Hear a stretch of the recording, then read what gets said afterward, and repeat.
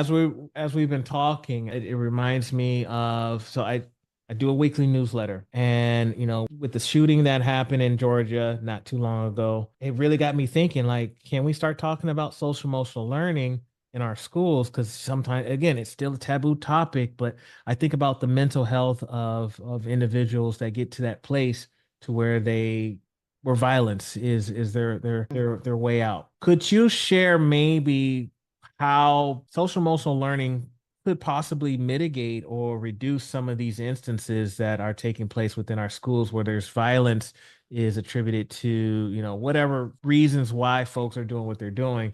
But could social emotional learning support or help some of these situations? I think that's a great question. And so maybe I'd like to answer that with an analogy that Yeah. I've heard. So I know you like your analogies. I Yeah. do too. I Yeah. love that. And it just kind of can give us a model for this. It's called the Lake River Waterfall. Yeah. I'm not sure if you've ever heard Nope. of that analogy. So what we have, if you think of like these three bodies of water, and this is not my original analogy, but I'm taking it and applying this idea to social and emotional learning. What we are trying to do is create this lake, let's say this calm, peaceful place where learning and connection and community takes place. And then we've got certain kiddos that struggle with that, and teachers that struggle with that, and they're more of what you'd call churned up in the river, like the white water, and it's struggling and it's hard to connect and to find their place. And we are trying to help these students before they go over the waterfall, right? And so where something extreme happens, whether they get in trouble, whether they're acting out, they make bad decisions,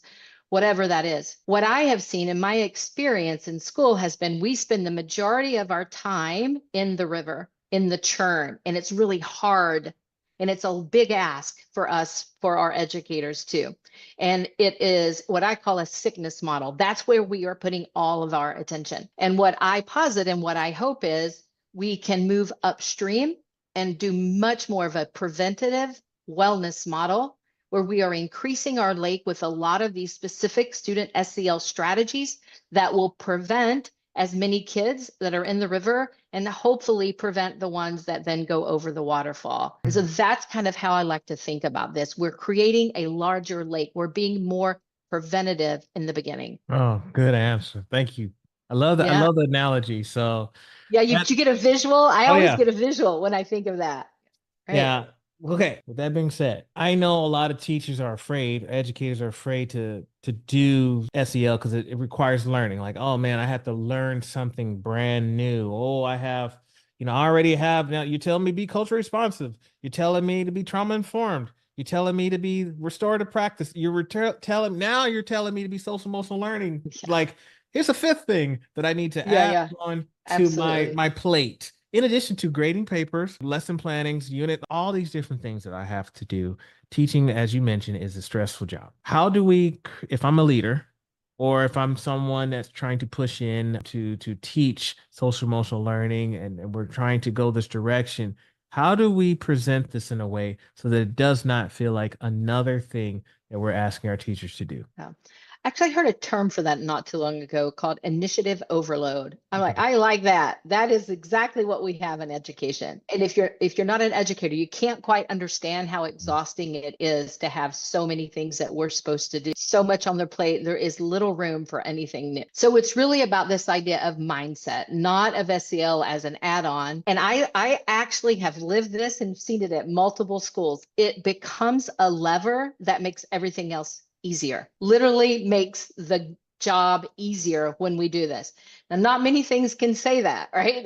It makes things harder, more Mm, complicated, but this absolutely does. Because when you think about it, think about a student in your classroom right now that might be in the river. It's a little bit challenging. We love them all, but it's a little bit challenging to love this kiddo. When that kiddo is more regulated, feels a greater sense of belonging, is able to focus better able to manage their own emotions, connect with others, there are fewer disruptions and there are more time to actually teach. And that's what I have seen play out over and over and over. So I'm going to tell you a quick story about a girl named Tanya. Name changed.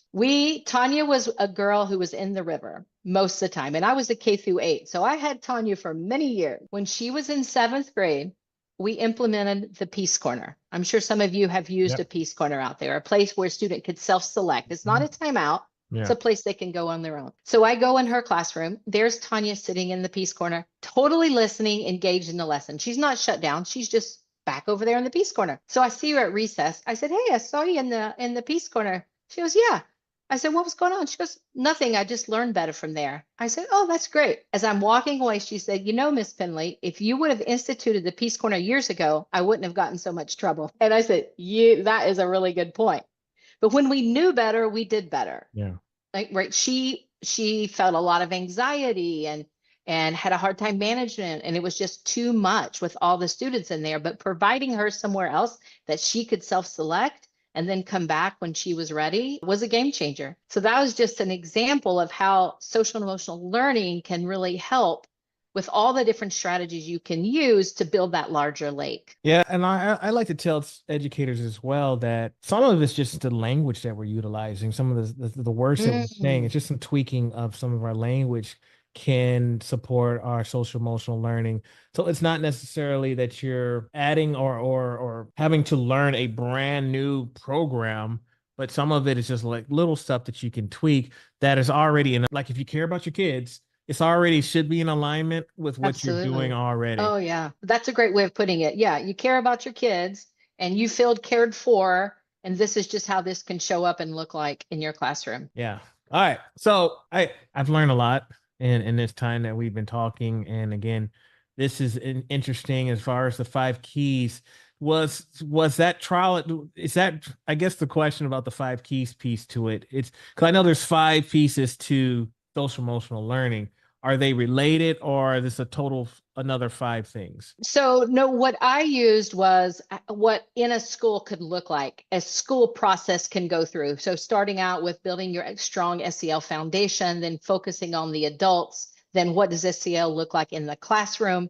How do we scale it school wide? And how do we design a sustainable cycle for success? So, the idea is to take a school through the whole process of how to implement it, grounded in research and full of storytelling. So I hope it's engaging. So though it has a lot of theory and research, I wanted it to be practical. We've all read those books where we're like, this is like a chore to get through this. That is not what I wanted this book to be. I wanted it to be engaging while we're learning. Imagine Gotcha. that. We can Yeah. do it. Yeah, absolutely. Absolutely. Okay. Well, listen, I thoroughly have learned a lot, and I'd love for you to take an opportunity to share any final words of advice that you would love to provide to our listeners. Well, I just encourage you, and I would love for have you be on this journey with me to go to our website at www.unlockingsel.com. Buy the book today because I created a workbook. So we have the workbook available for free if you just buy the book before October 1st. So go in there and do that today. And come join this journey with me as we try to really reimagine schools of these, like what is possible, the amazing positive places they can be, where schools, students, and adults can thrive. So come join us on the journey. Yes, let's join. And again, I love how you add in the adults because again, I often talk about social emotional learning with guests, and it's usually on the students. So I'm thankful Yes. that you brought in the adult side of things as well. Thank you. And Sheldon, I just want to take a moment to say thank you. You have been a role model for me. I've been listening to you for many years. So this is kind of really special for me to be here with you today on the day my book's launching. I would have never dreamed this a few years ago. So thank you so much. Pleasure's all mine is yeah, thank you so much. And shout out the website one more time so folks can get in touch with you. Unlockingsel.com. Also, if I work with schools around the country, let me know if you're interested, from keynotes to 5 session series where I'll walk people through the book. I just love to work with schools around the country. So I'd love to partner with you. Okay. Once again, Lana Penley is here, author of Unlocking SEL, the five keys to transform schools through social emotional learning, out today, folks. And there's a link in the show notes. Lana, thank you so much for your time. Thank you. Bye bye.